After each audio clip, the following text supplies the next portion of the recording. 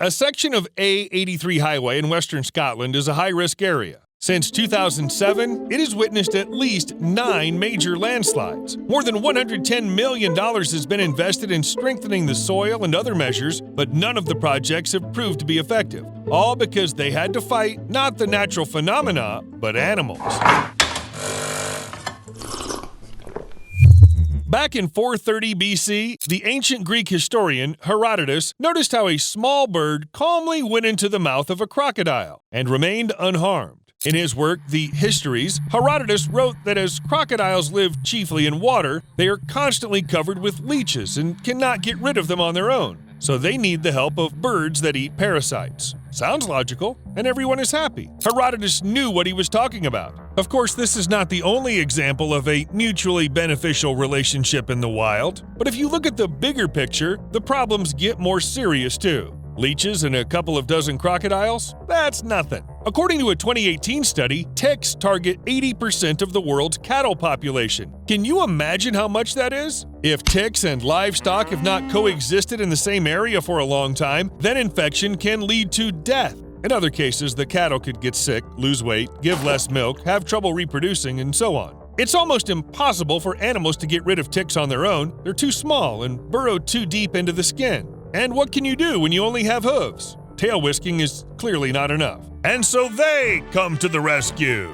Oxpeckers are small birds with colorful beaks. They love sitting on large mammals, both wild and domestic ones, and eat parasites. They consume anything: ticks, small insects, gadfly larvae. In short, it looks like a classic example of a partnership. Oxpeckers even help rhinos, warning them about the approaching humans. Although black rhinos have a good sense of smell and hearing, their vision leaves a lot to be desired. It's so bad you can sneak up on them unnoticed if you stay downwind of the animal, but thanks to birds, rhinos manage to avoid humans and even escape from poachers. Oxpeckers have good eyesight and make hissing alarm calls when danger approaches. Ah! Poachers! False alarm! Now get off me, please! So it's a win-win for everyone? Birds get food, mammals stay safe from predators, parasites, and diseases. Sincere mutual help. Okay.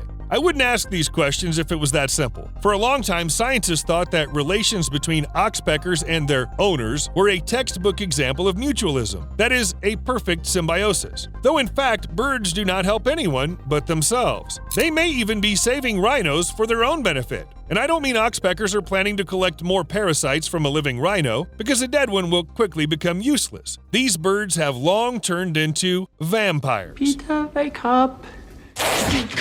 No kidding. Oxpeckers do feed on the parasites of mammals, but they always wait for the ticks to drink enough blood. That is, they do not interfere with the transmission of the infection by the parasites, like at all. For an oxpecker, a well-fed tick is something like a ravioli with a delicious filling. Of course, you can have it without any stuffing, but why would you? Okay, let's say they kill well-fed ticks more often than hungry ones. But we're looking at a bit more here. Oxpeckers really love blood, so they are ready to open old wounds of animals or, as rumors have it, even make new ones for the sake of a snack. Oxpeckers also feed on the earwax and dandruff of mammals, but this is too strange, even for vampires. If you think about it, it's pretty frustrating. A bird sitting on you is supposed to help you with this constant itching from parasites, but instead, it puts its beak into the wound, makes it wider, and starts drinking your blood. Well, this doesn't relieve pain in any way. Even black flies are not as cruel. Many of them have a substance in their saliva that works like an anesthetic. That's why it can be difficult to notice you're already being eaten by some tiny blood-sucking insect. Oxpeckers have no anesthetic in their saliva, beak, or legs, which means everything they do to the animal must be damn painful.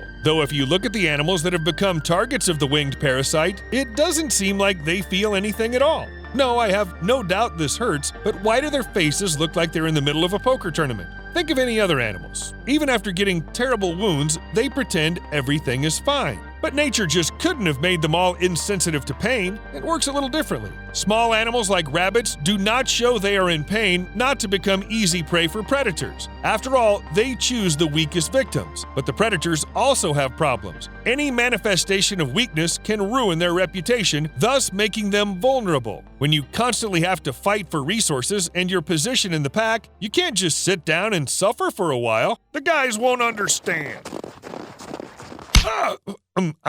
Awoo!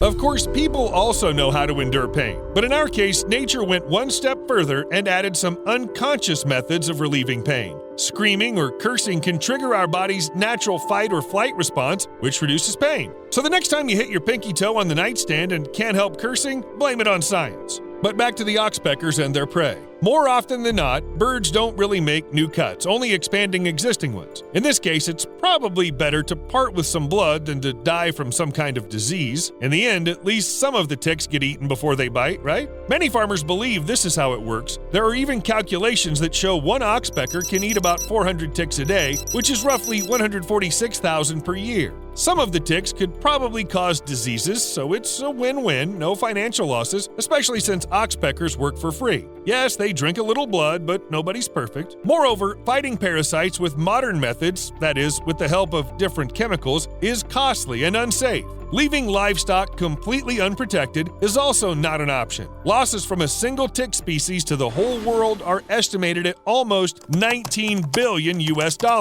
from one single species. No wonder farmers are willing to put up with vampire birds to keep their farms afloat. And everything was fine until the scientists came. In 2000, Paul Weeks published a study stating that oxpeckers have no effect on the tick population. Weeks chased the birds off the cows for a long time, expecting that the number of parasites would increase significantly. But this didn't happen. Moreover, it turned out the number of sick livestock also did not grow, but the number of wounds dropped. In short, the only thing oxpeckers do is drink blood and eat earwax. Some helpers they are. However, all people can make mistakes. And when it comes to wildlife, it's easier than it seems. A simple example is sheep. What could be so difficult about them? They're not very smart, but very fluffy animals that sometimes can't even get up on their own. But sheep are often used in weed control where perennials like coffee, mango, avocado, or cocoa grow. It's very convenient and most importantly free because sheep, like oxpeckers, do not get paid and they couldn't care less about blood. But remember the weird landslides from the beginning of the video that people have been struggling with for over a decade? Landslides that nothing can stop? It sounds strange, but they were actually caused by the sheep. Steve, what the hell? You should have cleared the weeds, not caused a landslide on the highway. Well, do you see any weeds? No. In fact, the explanation is simple. The roots of the plants hold the soil together, preventing its destruction and landslides. Sheep that graze on the slopes prevent trees and shrubs from growing and strengthening the soil. It's also believed that sheep are responsible for flooding because they compact the soil, stopping water from being absorbed. And listen, the way it's going, the sheep will prove to be the one who ate that very bat. Okay. In all fairness, sheep are not the first or the last animals that can change our planet. Actually, it all started a long time ago. Too long ago. Just imagine, huge, multi-ton animals have been roaming the earth for millions of years. It'd be weird if this didn't have any consequences. And dinosaurs not only left traces scientists are discovering now, we can say they were the first landscape designers in the history of the planet. A large sauropod trying to climb a steep hill could bring it down. Migrations of giant lizards that followed the same route every year created trampled paths in the rock, the nests of transformed river valleys. Even a simple walk on the dunes completely changed them for plants and smaller animals and their future as well. Oh, and here's another interesting fact for you. Do you remember birds are the closest relatives of dinosaurs? Birds who like to have funny mating dances to attract a partner? Not so long ago, paleontologists discovered strange scratches on the fossils similar to traces of a marriage ritual. And not just a simple ritual, but dancing of the Allosauri. I don't think it could have passed without consequences for the planet. See you later.